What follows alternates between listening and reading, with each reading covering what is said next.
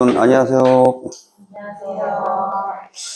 예, 오늘은 하늘 부모님을 닮은 주인 되기라는 제목으로 말씀 나눠볼까 합니다. 우리가 지금 자녀 축복을 앞에 두고 있을 텐데요. 많은 좀 고민을 하고 계신 분들이 많을 겁니다. 만약에 자녀가 부모의 이야기를 그냥 긍정적으로 받아들인다면 이야기는 아주 간단하지요. 근데 그러지가 않다는 거죠. 즉 자녀들이 어떻게 보면 주체가 되어 있고 부모가 대상의 입장에 있기 때문에 자녀가 부모의 말을 안 듣는다, 이런 경우가 종종 있다라는 것이죠. 근데 역사적으로는 상대가 주체권을 갖고 있을 때 이것을 빼앗아오는 것, 창자, 차자라는 입장에서 이 주체권, 창자권을 빼앗아오는 게 창자권 복귀라고 말해 왔습니다. 현실적으로 자녀가 창자권을 갖고 있기 때문에 이 창자권을 이쪽으로 가져와야 되거든요. 그러기 위해서 우리가 어떻게 해야 하는가 하는 것을 지난번 2번 이야기를 해 왔습니다.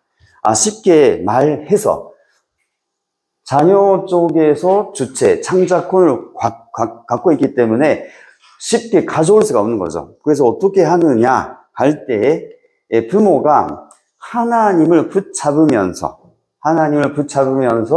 이 자녀를 중심으로 돌자는 거죠. 자녀를 중심으로 돈다. 이게 나중에 또 설명하겠지만은, 그러면 여기에 뭐가 생기느냐 하면 구형운동이 된다는 거죠. 자녀가 만약에 하나님과 별로 관계가 없다 하더라도 부모가 하나님을 붙잡고 여기로 구형운동을 하게 되면 여기에 사회 기대가 이루어진다는 거예요. 사회 기대. 그러니까 사회 기대가 이루어지면 이 관계 속에서 하나님의 힘이 나타나게 되어 있다라는 것입니다. 이러면서 결국 자녀가 갖고 있던 창자권을 하나님의 힘, 하나님의 사랑으로 부모 쪽으로 가져오자. 이것이 창자권 복귀를 자녀를 좀 축복으로 이끌어가는 하나의 방향성이다라고 볼 수 있습니다. 여기까지 이해가 되시겠죠? 그래서 부모가 내 힘으로 자녀를 이쪽으로가 아니고 자녀와 하나가 된 가운데 하나님의 힘, 하나님의 사랑으로 부모의 말을 듣도록 하자. 이런 방향성이거든요. 이것을 일단 머릿속에 두시고요. 이제부터 이 창자권 복귀에 대해서 말씀 구체적으로 드려볼까 합니다. 먼저 우리가 알아야 할 것이 있어요. 창자권 복귀를 한다라는 방향성은 여러분 모두가 아셨을 거예요. 그런데 거기에 장애물이 있다는 거예요. 장애물. 창자권 복귀를 해야 되는데 장애물이 있다. 장애물 무엇일까요, 여러분? 가장 장애물이 뭐냐 하면은요, 부모가 가지고 있는 가치관입니다. 이 가치관이 있으면 어떻게 되냐면, 이 가치관을, 부모가 내 가치관을 내세우게 되면 이 내 가치관을 중심으로 해서 자녀를 돌리려고 하는 거거든요. 근데 이쪽에서도 주체권, 창자권을 갖고 있기 때문에 이 가치관으로 돌리려고 할 때 자녀가 순종해서 같이 돌아가면 좋겠지만은 오히려 역효과가 나타난다는 거죠. 그래서 이렇게 하는 방법은 하나님이 역사를 하실 수가 없다. 이게 가장 빠른 것 같은데 이게 오히려 어렵다는 거예요. 자녀가 하나님의 말을 부모님의 말을 듣지 않는 경우가 종종 있습니다. 그래서 먼저 문제가 뭐냐면 부모가 가지고 있는 가치관을 어떻게 해야겠구나. 그래서 지난번에 말씀드린 것은 듣는 입장에서는 완전 침묵을 해야 한다라고 말했습니다. 부모의 가치관 중심으로 말하는 것이 아니라 완전 침묵하자는 거죠. 그게 뭐냐면 부모의 입장에서는 자녀와 대하면서 여러 가지 마음속에서 우러나는 생각들이, 느낌들이 많죠. 많을 거예요. 근데 거의 대부분 우러나는 대로 입으로 표현하고 있지 않을까요? 그렇게 되면 자녀가 돌 수가 없습니다. 이렇게 하자는 것이 아니죠. 그래서 마음에서 우러나오는 평가를 하지 말자. 삼켜버려라. 라고 말했어요. 삼켜버리기. 입에서 내뱉지 말기. 예, 삼켜버려야 돼. 이걸 삼켜버려야 돼. 예, 그래가지고, 그래서 어떻게 했느냐. 그래, 나는 지금 듣기에 집중하자. 상대 이야기 듣기에 집중하자. 말 안 하기. 예. 그리고 상대의 감정에 맞춰보자. 내가 하고 싶은 말을 한다라기보다 지금 눈앞에서 말하고 있는 사람이 어떤 감정에 있는가, 감정.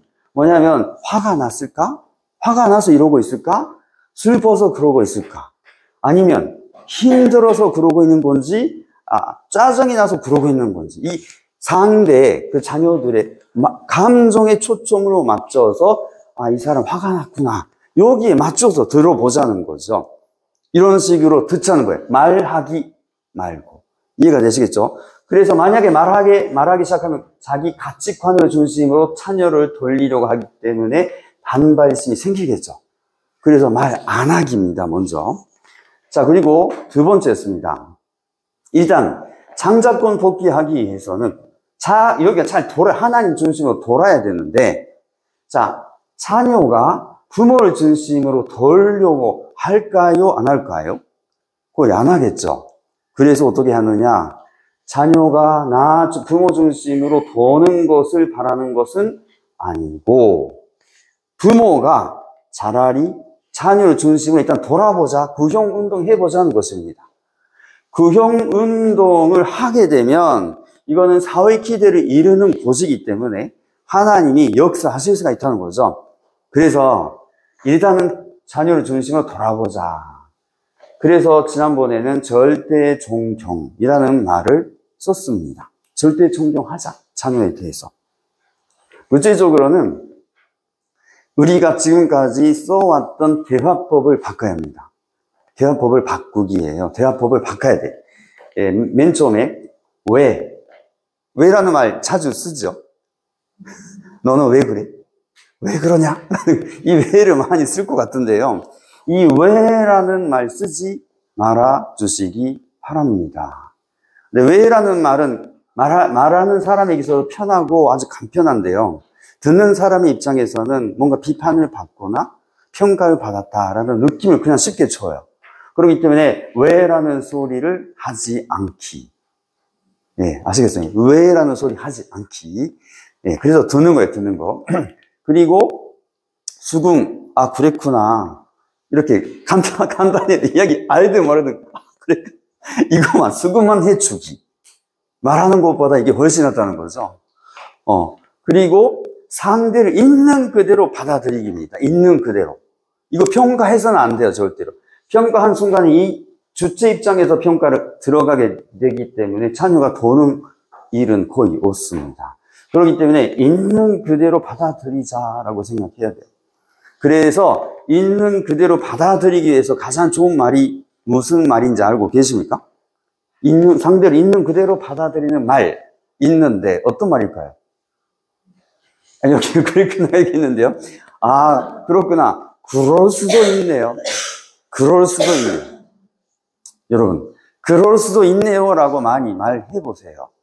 근데 그럴 수 있네요라는 말이 아주 좋은 게 뭐냐면 상대를 긍정하는 말 아니에요, 이게. 착각입니다. 상대를 긍정하는 말도 아니고 자기 자신을 부정하는 말도 아니에요. 그냥 그럴 수도 있지. 그냥 있는 그대로 받아들이는 말이거든요. 그래서 여러분께서 자기 가치관으로 평가하기 쉬운데 이 말을 삼켜버려가지고 그럴 수 있지 라고 말해 보시면 자녀의 태도가 조금씩 바뀔 수 있습니다. 아시겠어요? 왜는 하지 마시고 그럴 수 있다 라고 말하기. 아주 중요한 기법입니다. 네, 그리고 나서 중요한 것은 이 둘이가 하나가 돼야, 돌아서 하나가 돼야 하나님이 임하실 수가 있거든요. 그것이 목표예요. 근데 부모 중심으로 돌릴 수가 없기 때문에 하나님의 힘을 빌자는 거예요. 그게 뭐냐면 하나님이 역사하실 수 있도록 하나가 되어야 한다는 거죠. 하나 되기, 이 둘이가. 근데 그게 뭐냐, 구체적으로 뭐냐면요. 아까처럼 완전 침묵해서 절대 존경해서 나머지는 물어보기에 물어보기. 대화법에 있어서 물어보는 방법이 가장 좋습니다. 너는 이랬지. 이렇게 단정적인 말 쓰는 사람 있을까요? 여러분 중에서? 너는 이랬지. 네가 이랬으니까 그렇잖아. 이런 식으로 단정적인 말 쓰는 사람 종종 있는데 여러분은 어떠신가요? 단정적인 말 쓰지 않는 것이 좋습니다. 물어보는 거예요. 물어보는 거. 어떻게 물어볼까요?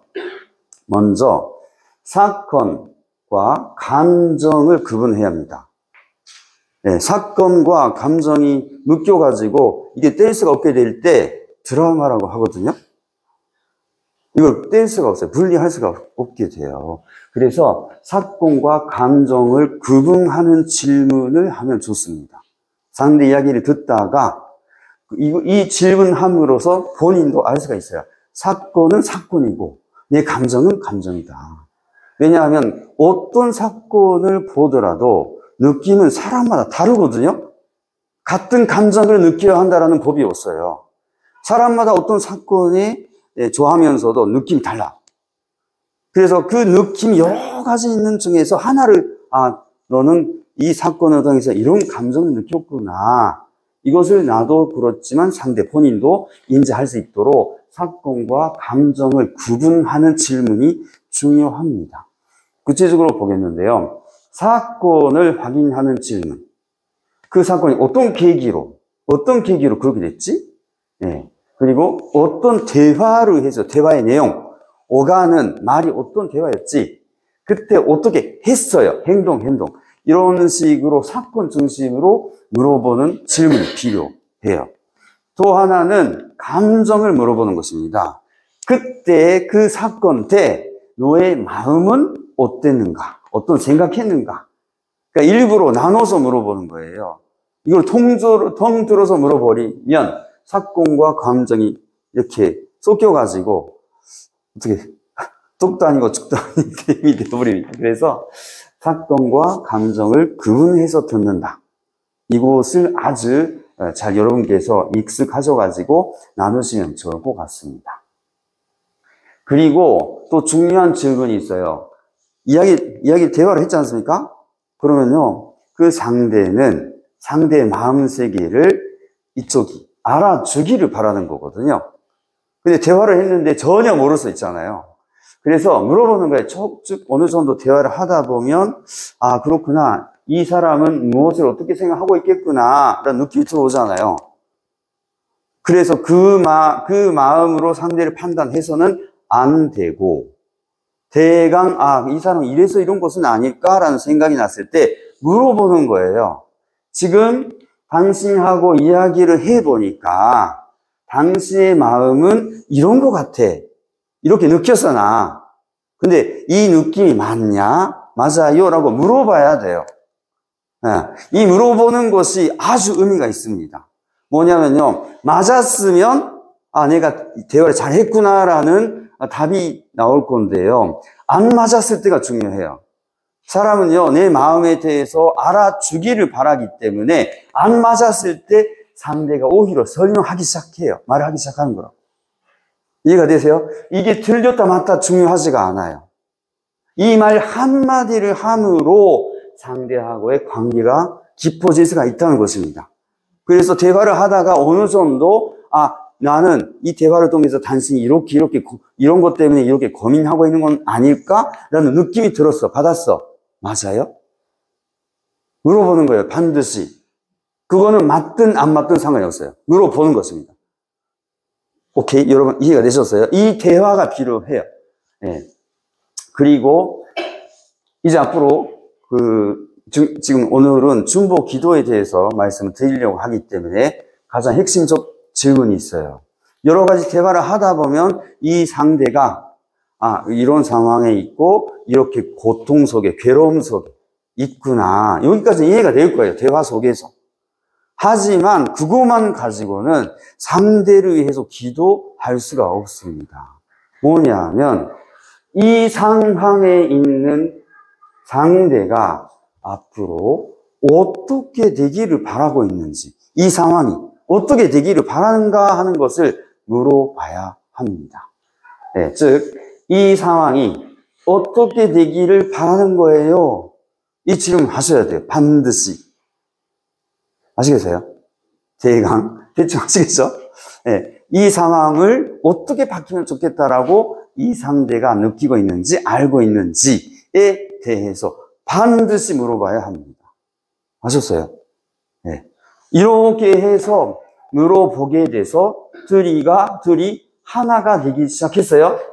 그러면요, 자녀가 갖고 있던 주체권을 완전 침묵하고 절대 존중하고 그리고 아까 질문 여러 가지 물어보면서 점점 사이가 가까워지는 거죠. 그러면요, 그 상대가 갖고 있던 주체성을 이쪽으로 가져올 수가 있게 됩니다. 이게 장자권 복귀라는 거거든요. 이걸로. 이해가 되시죠? 이렇게 되고 난 다음에 중보기도 하는 거예요. 순서가 그렇게 됩니다. 이렇게 해서 주체성을 가지고 오면 아래로 내려간다는 거죠. 아래로 내려가. 부모가 주체가 됩니다. 자, 이래가지고 이렇게 되고 난 다음에 이제 중보기도사라는 게 하나님과 그 상대 사이에 들어가는 게 중보잖아요. 그래서 이 하나가 된 상태에서 이제 중보기도사가 기도하기 시작합니다. 맨 처음에 기도하는 내용은 이런 것이죠. 상대방의 사정이나 입장, 생각, 소망을 상대방의 입장에서 기도해 드리는 것입니다. 이 사람이 직접 하나님께 기도할 수가 없기 때문에 마치 내가 이 사람이 된 것처럼 하나님께 기도하는 거죠. 난 이렇다 저렇다 이런 상황이다라고 기도해 주는 것입니다. 그런데 제가 여러 군데에서 강의를 이렇게 중보기도사 강의 해봤는데 이 기도를 하잖아요. 이 기도를 하게 되면요, 어떤 현상이 나타나느냐, 이 기도하는 사람이 하나님이 이 사람에 대해서 무엇을 어떻게 느끼고 있구나라는 것을 느끼기 시작해요. 이해가 되세요? 맨 처음에 상대 입장에서 이렇게 기도해 주는 건데, 그러면 하나님과 나의 기도 속에서 그렇구나, 하나님은 이 사람에 대해서 어떻게 바라보고 계시는구나라는 느낌을 얻습니다. 그래서 그 느낌대로 기도해 주는 거죠. 상대에게. 당신의 심정이 이렇군요. 기도해 주는 거예요. 두 번째. 그리고 세 번째. 마지막으로 중보기도사니까요. 인간이니까요. 그죠? 그래서 마지막으로 중보기도사의 입장에서 제3자 입장에서 이 사람을 위해서 중보하는 기도를 드리게 됩니다. 이런 식으로 맨 처음에는 상대가 하나가 됐기 때문에 상대 입장에서 기도해주고, 그런 상대를 바라보는 하나님의 심정을 느끼기 때문에 그 기도를 해주고, 마지막으로 내가 중보자로서 제3자로서 하나님께 이분을 어떻게 이끌어 주시옵소서, 이런 식으로 기도가 나오게 되는 것입니다. 이해가 되셨습니까? 이렇게 해서 중보 기도를 한다. 여기까지 이해되셨습니까? 감사합니다.